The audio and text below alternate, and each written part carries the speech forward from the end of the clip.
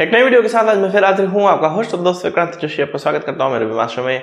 इसमें हम लेके आते हैं वर्ल्ड अफेयर्स और डिफेंस के दिन की टॉप खबरें। तो चलिए जान लेते हैं। अगर आपको भी इस तरह की टी शर्ट खरीदनी है तो हमें व्हाट्सएप करिए। आपको व्हाट्सएप नंबर सामने दिखाई दे रहा होगा।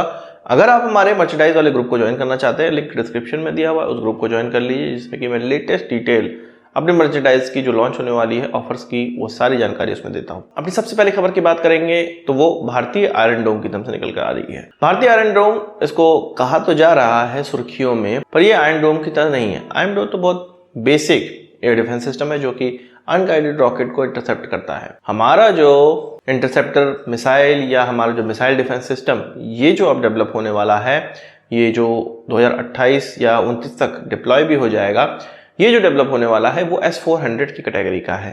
आपको याद होगा हमारे पुराने एयर चीफ मार्शल भदौरिया जी के द्वारा ये कहा गया था कि हमारा इंडिजीनस भारतीय S-400 डेवलप होने वाला है। उनका कहने का मतलब ये था कि हम लोग उन मिसाइलों को डेवलप कर लेंगे जो कि S-400 के साथ लॉन्च की जा सकने वाली होंगी या उनकी टेक्नोलॉजी से लैस होगी।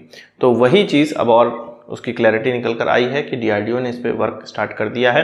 2028-29 तक इसका डिप्लॉयमेंट हम लोग देख सकते हैं। इसको LRSAM का नाम दिया गया है और ये 3 कैटेगरी में आएगा, 250, 150, 350।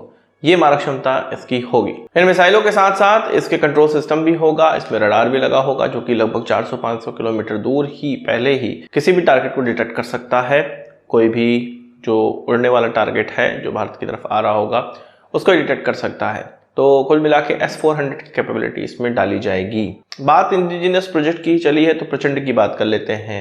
अभी कल ही इसका नाइट और डे ट्रायल किया गया। इसके माध्यम से 70 mm के रॉकेट और 20 mm के रॉकेट को फायर किया गया। अभी भी इसको एंटी टैंक गाइडेड मिसाइल से लैस नहीं किया गया है, ये नोट करने वाली बात है। और किसी भी अटैक हेलीकॉप्टर की अगर हम लोग बात करें, अगर उसमें एंटी टैंक गाइडेड मिसाइल नहीं लगी हुई तो वो किसी काम की नहीं है, या आप कह सकते हैं अपनी पूरी क्षमता के साथ वो काम नहीं कर सकती है।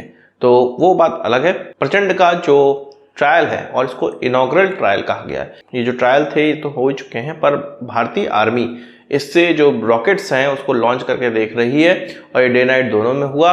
और इसको मिलिट्री कोर के एविएशन के DG के द्वारा विटनेस किया गया, उनकी मौजूदगी में ये ट्रायल किए गए, या कह सकते हैं आपकी फायरिंग करी गई। तो प्रचंड की प्रचंडता को देखा गया और LCH प्रचंड के और ज्यादा ऑर्डर दिए जाने हैं। इसलिए अब इस पर जो आर्मी का प्रैक्टिस है वो बहुत ज्यादा बढ़ जाएगा और हम जल्द ही देखेंगे कि इसमें एंटी टैंक गाइडेड मिसाइल भी लग जाएगा। बात करते हैं कुतुब मीनार पे टर्किश झंडा लहराया गया, या आप कह सकते हैं कि कुतुब मीनार को टर्किश झंडे के कलर का कर दिया गया। ऐसा क्यों किया गया है? असल में टर्की के रिपब्लिक होने के, मतलब वो गणतंत्र बनने का 100 साल हो चुका है उसको, इसलिए ये सारी चीजें की गई। अब इस तरह की चीजें क्या भारत में करना सही है? मुझे तो इसमें कोई दिक्कत नहीं लग रही। हाँ, बहुत से लोगों को इससे दिक्कत हो सकती है कि टर्की के साथ इतने अच्छे रिलेशन हम है नहीं, उनको क्यों हम लोग तेल लगाने में पड़े हुए हैं, इस तरह से उनके झंडों को उकेर रहे हैं अपने मॉन्यूमेंट में।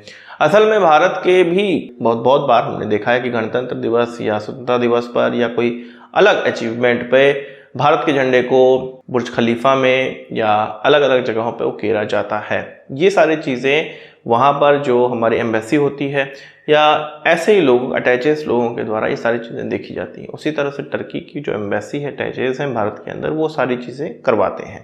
तो जिस तरह से भारत के झंडे को बाहर उकेरा जाता है, इसीलिए उनके झंडे को हमारे यहाँ उकेर दिया गया। बहरहाल ये करना चाहिए, नहीं करना चाहिए, ये सारी चीजें कुछ को सही लगती हैं, कुछ को ये गलत लगती हैं। आपको क्या लगता है कमेंट बॉक्स में जरूर बताइएगा।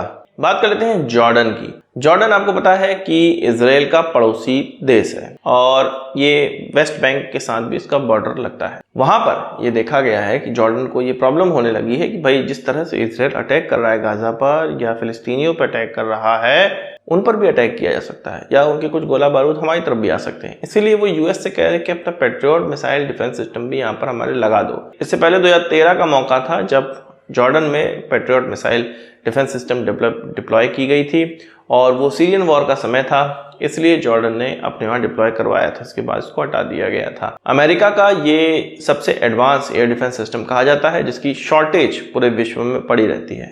अमेरिका इसको अन्य देशों के कहने पे अलग अलग जगह डिप्लॉय तो करता है और इधर उधर लेके घसीटता रहता है, क्योंकि इसकी शॉर्टेज है। कोई इसको मतलब जैसे जॉर्डन जैसे अभी खरीदा नहीं है, बस अमेरिका से कह रहा है कि भाई यहाँ पे लगा दो। और क्योंकि जॉर्डन अमेरिका के जो मिलिट्री एड्स हैं उस पर भी डिपेंडेंट है, इसीलिए अमेरिका से वो कह रहा है कि भाई लगा दो। अब आप एक सिनारियो सोचिए कि जो यूएस है वो इजराइल का एक मित्र राष्ट्र है, एक आप कह सकते हैं एलाय है, जॉर्डन से भी एलाय है। अब अमेरिका इजराइल में भी हथियार दे रहा है, अमेरिका जॉर्डन में भी हथियार दे रहा है, और जॉर्डन किससे हथियार मांग रहा है? उससे हथियार मांग रहा है जो कि इजराइल को हथियार दिया है और इजराइल के हथियारों से बचने के लिए हथियार मांग रहा है। अब ये देखिए पूरा कॉम्प्लेक्स सिनारियो, इस पर आपको क्या कहना है कमेंट बॉक्स में जरूर बताइएगा। इसके अलावा हम लोग बात कर लेते हैं भारत को जो 3 नए स्कॉर्पियन क्लास सबमरीन मिलने हैं उसमें कुछ अपग्रेड होकर आएंगे और फ्रांस इसको भारत के लिए प्रोजेक्ट कर रहा है। इसमें नई टॉर्पीडोज, फ्रेंच टॉर्पीडोज लगाने की बात भी की जा रही है। इसमें नेवल क्रूज मिसाइल लगाने की बात की जा रही है जो कि इससे पहले रफेल में लगकर आती है, उसको इस सबमरीन के साथ लगाने की बात की जा रही है। सबमरीन की जो टॉर्पीडो ट्यूब होती है उसी से इसको लॉन्च किया जा सकता है, अंडर वाटर ही लॉन्च किया जा सकता है। साथ ही साथ इसमें लिथियम आयन बैटरी से ये लैस होगा जो कि फ्रेंच की टेक्नोलॉजी है। AIP लगाने की बात भी चल रही है और ये लगना ही है क्योंकि जो पुराने कलवरी क्लास के सबमरीन है उसमें भी जो नेवल ग्रुप है, फ्रांस का नेवल ग्रुप है जो कि जो कंपनी इसको बनाती है उसके द्वारा ये कह दिया गया हाँ AIP हम लोग लगा देंगे पर ये DRDO की टेक्नोलॉजी वाला होगा। इसी तरह हो सकता है कि नई जो सबमरीन हम लोग लेंगे उसमें भी DRDO की टेक्नोलॉजी से लैस वाला AIP फ्रांस की तरफ से लगाया जाएगा, इसीलिए इसके दाम बढ़ चुके हैं। एक सबमरीन का दाम कहा जा रहा है कि 10,000 करोड़ रुपए पड़ेगा। वही बात कर लेते हैं पाकिस्तान की तरफ से, फिर से पाकिस्तानी रेंजर की तरफ से अखनूर सेक्टर में सीज फायर वायलेशन किया गया। कुछ 10-15 फायरिंग करी गई, 10-15 राउंड फायरिंग करी गई है और इस प्रकार का जो सीज फायर वायलेशन है वो हमें अब और ज़्यादा होता हुआ दिखाई दे रहा है। कुछ ना कुछ गड़बड़ तो चल रही है, इंटरनेशनल बॉर्डर और LOC पे कुछ ना कुछ गड़बड़ तो चल रही है।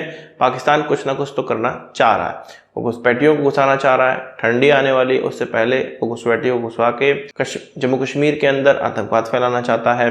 उनके काफ़ी आतंकवादी सीमा पर ही मारे जा रहे हैं, भारत उन पर नकेल कसे हुआ है और ये चीज़ पाकिस्तान को पसंद नहीं आ रही है। हो सकता है कि पाकिस्तान को जो मिल रहे हैं पैसे हैं उस पर वो क्या कर रहे हैं इसकी जवाबदेही वो दे नहीं पा रहे, इसीलिए इस तरह की छुटपुट हरकतें करके वो ये बताना चाह रहे हैं कि देखो जो डोनेशन के पैसे आ रहे हैं, कश्मीर के नाम पे चूरन बेच के जो पैसे आ रहे हैं उसका हम यहाँ पर इस्तेमाल कर रहे हैं। आपका क्या कहना है कमेंट बॉक्स में जरूर बताइएगा। तो आज की इस वीडियो के लिए बस इतना ही, आशा करता हूँ वीडियो पसंद आई होगी, आप इसको एक बड़ा सा जोड़ देंगे। इस वीडियो संबंधित सवाल सुझाव कमेंट बॉक्स में जोड़ लाइएगा और यदि आपने हमारा चैनल सब्सक्राइब नहीं किया उसे भी कर लीजिए क्योंकि हम इस प्रकार की वीडियो लाते रहते हैं। नमस्कार, थैंक यू, जय हिंद।